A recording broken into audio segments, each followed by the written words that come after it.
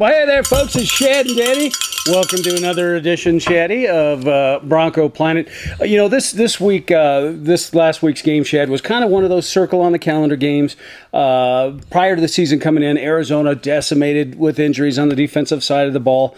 But alas, one of two teams that were still unbeaten in the league. Denver comes out with a big win and some history. Hey, no, that's what we're talking about. Yep. That's what Bronco football is about. That's why we got the garb on. We're celebrating as Bronco fans should. Finally, Danny, we were who we're supposed to be. Right. We didn't pretend we're a running team. We didn't waste a whole lot of plays trying to prove that early on. We went after them. We're a throwing team, Danny, and boy, did it pay off. You know something? We've sat here, Shaddy, and harped and harped and harped. Just be who you are, you know, and obviously for at least 2.5 quarters on the offensive side of the ball, I think they finally just said, scrap it. And you know, the old adage of the run setting up the pass for the Broncos, it's the pass setting up the run. We saw some big runs broke in the second half of this game. We've been also hammering on these guys. Let's have 4 quarters of football. We almost had it, but on the defensive side of the ball, I think you can honestly say the Broncos showed up for all 4 quarters. Yeah, it's hard to determine, Danny, which was better. I mean, I want your insight on this because we know the offense setting all kinds of records. All right, congratulations, Wes Welker, passing Rod Smith, most receptions for an undrafted receiver, Peyton Manning, in the 500 club, getting up there. Right. So, I mean, and Demarius, the biggest receiving yards in the game. So, all great, but the defense, so kind of the unsung heroes. You know something, it's easy to be a homer and look at the obvious with the offensive records that were set. And of course, it's obviously much more sexy, Shad, to look at the passing stats. Kind of like me. And the receiving set. Very bad. But let's call it what we, how we see it here. Von Miller. Hello. Yeah. Welcome back, Hello. Von. You know something? I didn't expect to see Von Miller, quite honestly, until the second half of the season to get into his old Von Miller form, and he just flat made that right tackle for Arizona look ridiculous. He's really coming around. Happy to see Von playing well. But Dan, another tough question for you. Which one, if you were to start a team today, would you take Talib or Chris Harris? I tell you what, game ball and a courtesy clap to Chris Harris as well. Unbelievable. This guy just, when you talk about guys that aren't sexy, and Chris Harris was a part of a pretty piss-poor Denver Bronco backfield. Would you not agree? Yeah, without a doubt. And all of a sudden, Talib comes in, he gets the big money, and all that's happening is Chris Harris is outplaying everybody. Absolutely. You want to talk about undrafted players? There you go. Chris Harris has just done a tremendous job. I mean, Talib has been close, right? But that one, he almost got burned for another touchdown. He drops the ball, but I think Chris Harris is arguably one of the top 2 or 3 corners in the league right now, playing lights out. Statistically, he is. Hopefully, he's humble enough and not like Richard Sherman. But it's quite amazing to see what he has done so far, and yet another moment for me on defense, since we're talking about it, the return of Danny Trevathan. Yeah, it's great to see him back in, making a ton of tackles, and Pot Rose continuing to just be a beast in the middle. I mean, some great things happening. Ware putting pressure on. And then, on offense, we got ourselves an $8,000 fine for Julius Thomas. You know something? With the little shot in the knee. Yeah, again, we could be here as a couple of homers and say it's bullcrap, it's this. You've looked at it. I've looked at it, and that was first thing in my mind is, what are you doing? What the heck are you doing? Well, I was more pissed off because I got Demarius in my fantasy league, and he just took a touchdown and 60 more yards off the board. Right. But I mean, trust me, Julius Thomas not a dirty player, no. But that was a dirty play. That was dumb. It was just he's been getting beat over the head by a lot of folks in the media, in the sports world about great, he's Mr. Touchdown, Mr. Pass Catch, but he couldn't block his grandmother if his life depended on it. And I'm with you. I don't think he intentionally decided to chop down the tree, so to speak. But it went down too. He went down. And it's a damn shame when you see stuff like that. Yeah. It's rules are rules, and of course for all of you out there that have followed football forever and ever and ever, that used to be commonplace. Just not all that long ago. Broncos used to do it like crazy. We used to be the dirtiest players in the league. I mean, it's just minute. I mean, that whole Shanahan trap running, we were cutting people left and right. But hey, he wasn't engaged. It looked like he was going out. The guy's not looking. Hit him in the knee. Not cool, Julius. But you know what? Julius makes up for it, though, with the best quote ever after the game. Why don't you tell him? You know, so Manning's setting all these records, and he's talking about the 500 touchdowns. He's like, hey, that first one that you did, were you wearing a leather helmet? And anyway, Manning says, well, I wouldn't put him on your fantasy team this week because he ain't going to get any balls thrown at us. So, Julius, you know, hey, you got to give the guy a little slack here because, you know, this guy's a college basketball player, all right? He didn't play all this organized football, and then he comes to the NFL. You're a tight end, sure, you can catch, but now you got to block. And it's not like, imagine trying to, you know, you blocked in high school, other guys block in college. He's learning how to block against, you know, elite pass rushers. Right. So, well, and the other thing, too, is I think he gets a little tired of being compared to another great Denver tight end in Shannon Sharp, who was Mr. Touchdown, Mr. Catches, but he was also a kick-ass blocker. So, you know, it is what it is. And I think with all the attention that's been brought down on him, and, of course, Bruce Arians' comments post-game with the dirtiest play you ever saw in 37 years, obviously never saw in the Dominican Sue stomp on a guy's head. But with that being said, I think this is something that gets put to bed. Staying on the offensive side of the ball, Shad, another injury that, you know, is kind of a big deal in Monte Ball. Kind of interesting to see, you know, when Ball goes down, and I don't know about you, but I don't check inactives on game day. Yep. I had no idea that you're too busy, Dan. C.J. Anderson, is a part of the inactive list, and all of a sudden, who's waiting in the wings? Somebody I've been talking about. Yes, Juwan Thompson. You know, this kid, Hillman may be playing in front of him, and all three of them would be suiting up this coming week against the Jets. But I really think that Juwan Thompson, Shad, is completely legit. I think he is the total package of what the Denver Broncos need in a back, both at blocking, both speed and power, because the guy just clowns dudes every time he steps onto the field. Hillman, obviously, he showed some speed. Oh, he had some bursts. Probably one of his best games, maybe ever, in a Broncos. Sure, absolutely. C.J. Anderson, we're both fans of him as well, so it's going to be very interesting. We may see a three-headed monster coming up this Sunday with the Jets. Hey, Thompson blocks well, which is hard to do, right? Well, we asked Julius Thomas, right? He blocks well. He catches the ball in the backfield. I think he's a beast. I can't believe he's kind of a rotational player at Duke. I mean, how do we get a guy from Duke, for Pete's sake? I don't know. The Denver Broncos, Shad, just have this ability to sniff out undrafted guys that they just pan out. They just do. So anytime we have a Denver Bronco winning any kind of an award in the NFL, we like to bring out the $1.39 Pop Warner football trophy. Shaddy, who's our big winner this week? Well, there's so many to choose from, Dan. You got Peyton Manning going to the 500 club, but Julius Thomas, amazing again. But Chris Harris. Chris Harris. I'm going to have to go with Demaryius Thomas. Okay. Demaryius Thomas should have had 300 yards and 3 touchdowns without the cheap block. But, hey, Demaryius, hands down, man. He took time during the bye week. He really got focused, came out there, looked determined, and man, when you see him get that little steam going, that safety had like the angle, and he's still outrun him. I mean, DT is a blazer. Welcome back. That's huge news for my fantasy team, most importantly. But great game. Demaryius, what a soft-spoken kid. He's had a rough upbringing. You know the story there. It doesn't run his yap. You know, he's a good guy. Yeah, he is who he is, and he got beaten up a little bit over the course of the past 2 games.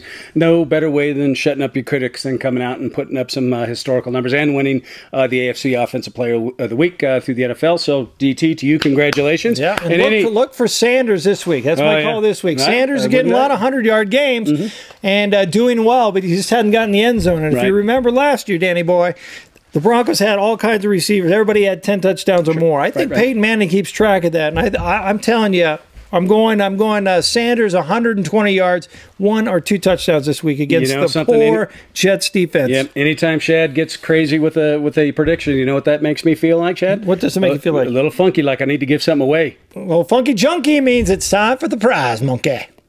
Prize monkey! That monkey's funky! That monkey's funky! You know, that's my guilty pleasure song right there, Shaddy boy. This week, hey, look at this. In the spirit of records and touchdowns, and a guy that obviously is going to be going to the Hall of Fame. Bam! Wahoo! A super awesome. Manning. Not PFM one of a kind. Right there, baby. Yep. Celebrating his career, his season high touchdown passes last year. Right. We got that from our buddy Bill's Sports Collectibles. Love me some Bills, Shaddy. Can I hear Bills? Right. Let's do it. Ready, set, Are you a diehard Broncos fan looking for a way to stand out in a crowd? Look no more. Swing by Bill's Sports Collectibles off Broadway in downtown Denver for the greatest variety of Broncos swag anywhere in the country. And the swag is only the beginning at Bill's. Get signed jerseys, footballs, and helmets. They have programs, bobbleheads, and Broncos memorabilia galore. Let your average fan go to big box stores, while the diehard fans go to Bill's. Why be ordinary when you can be extraordinary? Try Bill's Sports Collectibles, proudly serving Broncos fans since 1981. Gotta love me some Bills, Shaddy boy. And what do they got to do this week to win that awesome Peyton Manning plaque? We're keeping it simple all season long. All you got to do is go out there and comment. Give us a little comment what you think. Do you agree with us? Shad's cool, Dan's not. You know, whatever you want to say on the comments. And I definitely have a warmer chin. Yes, it's quite nice, but it's going to come in handy here in a couple months. So anyway, so Bills, thanks for giving out the prize. But all you got to do, comment. Doesn't matter. YouTube, Twitter, Facebook, in the John. Doesn't matter. You comment about our show. You got a chance to win that prize. You know, Chad, back in the day, we watched Another World and several other, Young and the Restless. So we did? We're okay. I'm man enough to say these things. And it seems like the Broncos, again, with a little bit of drama, falling week to week, with the kind of surprise release of Matt Prater. Well, this one's going to be interesting to see how this all plays out. I mean, first of all, John Elway's a smart guy, right? He just saved the team $3 million. You know, Prater, thank goodness, it looked like during his time off, he self-checked himself into a little place, get off the booze. But I mean, that's a risk, man. He's had those issues before. He's been a little inconsistent, right? And you got a young kid in here that's kicking through the end zone every time. Clearly not Matt Prater accuracy good enough yet, right? But the talent's there, and he would have been swooped up and on another team.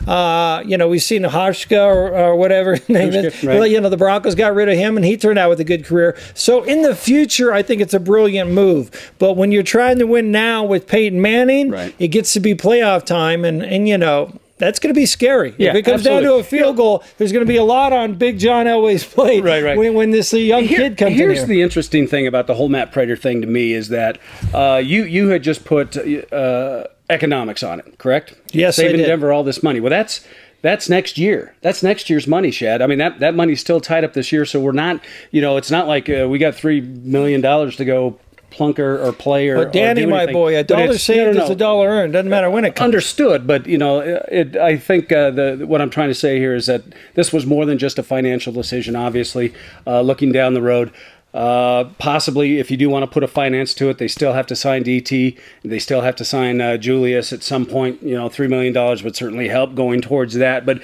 it was just kind of an interesting little tidbit of news that I certainly wasn't expecting. In the meantime, Prater did try out and has been signed 1-year deal with Detroit. We wish him the best. Seems like Detroit's another one of those teams that picks up I don't want to call them sloppy seconds, but that's the word that came to my mind. They've definitely been struggling to find a good kicker. Prater finds a good home. He's going to be playing in a dome a lot. So good for Matt. But I think this kid's going to be good. He made 3 for 3 before going into this game. He makes the first one. Next one misses by a country mile at least. And then he does the best Carlos impression he can and doinks one off the goalpost. Shot. He called it too. I heard. Yes, it's a little nerve wracking, but I'm for this kid. He can also back up. Here's a good thing: you don't have to use your quarterback. He can also back up if something happened to cold quit. This guy punted in college and averaged over 40 yards per punt. He's killing it through the end zone every time. So I like this kid, but it could be very risky and could come up and blow up in John Elway's face, which usually doesn't happen, but it could. It was always making big decisions. He's a big boy. We'll see how it all plays out. Obviously, it was an itch that got scratched, so we'll see how that all plays out in the future. Speaking of the future, Shaddy, let's talk real quick and we'll wrap this up. We got the Jets coming in. We're going into the Jets, coming off just a beatdown from Phillip Rivers and company. The secondary pretty damn pathetic. The aerial show in New York from Peyton Manning. What are you expecting? I'm expecting a lot of points. I do like. I try to hate him. Rex Ryan can be an idiot, but the guy is funny. He's charismatic, and that GM over there did not do him any favor. That is not a very good team. No. And so Rex is on the bubble. You know, Decker supposedly going to play, so there'll be a little who does better, Decker, Sanders. See how that all plays out. But I don't know. I think the Broncos are going to win this one big, and it should be a lot of fun. And I'm looking forward to Juwan Thompson hopefully getting a few carries. I'd like to see Walker Sanders get a touchdown, and need to see a little more C.J. Anderson as well. You know, just it's a rep thing. Yeah, it's just a rep thing. I'm with you. I think it's going to be another 4, potentially 5 touchdown performance from Manning and company. I think the defense does nothing but continue to get better. Defense, top 5 defense. Yeah, already, just like that. It's just crazy. So it's something that is definitely again a little bit of a shaky start to the season. Even with putting notches in the win column, they were kind of ugly. A win is a win, and we get all that. But again, there's a rhyme to this reason, and the reason last week was they finally got some stuff straight.